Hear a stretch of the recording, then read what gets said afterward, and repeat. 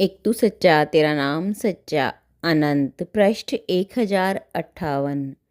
सतपुरुष बाबा फुलसंदे वाले कहते हैं, हे परमेश्वर, मेरी संध्या आत्मा की लाली तुम्हारे प्रभात के रक्तिम सौंदर्य की चाह में लीन होने से पहले ही मृत्यु के अंधकार में कहीं खो जाती है।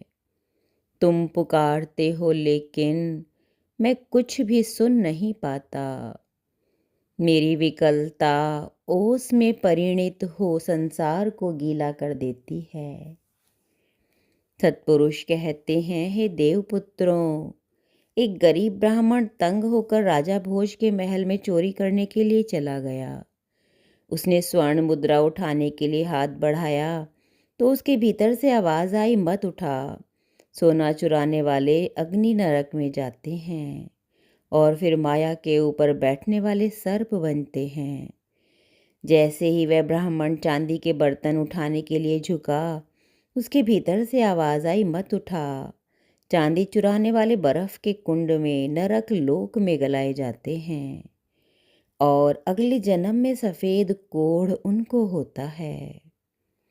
वह जिस वस्तु को हाथ लगाता उसके मन में इसी तरह की आवाज़ें आती। सुबह होने को आ गई, वह कुछ भी न चुरा सका। राजा जागने वाला था।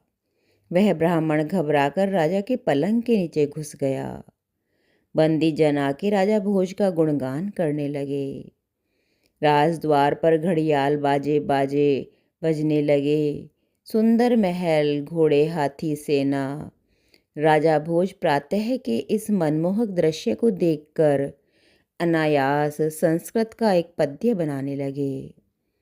यह सब कुछ देखकर राजा भोज बहुत आनंद से भर गए।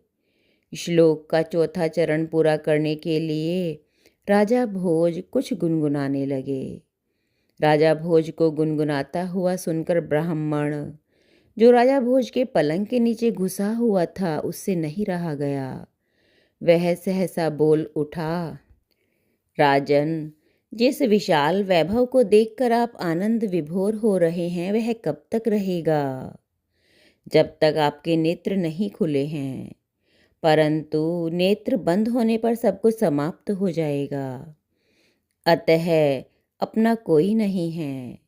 यह सुनकर राजा भोज चौंक पड़े। ब्राह्मण तुरंत राजा के पलंग के नीचे से निकलकर राजा के सामने खड़ा हो गया। राजा के पूछने पर ब्राह्मण ने राजभवन में आने का कारण बताया। इस पर राजा ने उससे पूछा, फिर चोरी क्यों नहीं की? ब्राह्मण ने कहा, राजन, मेरी आत्मा ने मुझे चोरी करने से यत्न पूर्वक रोके रखा था, इस कारण मैं चोरी न कर सका। ब्राह्मण की सत्य एवं स्पष्ट वाणी सुनकर राजा भोज बहुत प्रसन्न हुए। उसे बहुत सा धन देकर सम्मान पूर्वक विदा किया। एक तू सच्चा तेरा नाम सच्चा।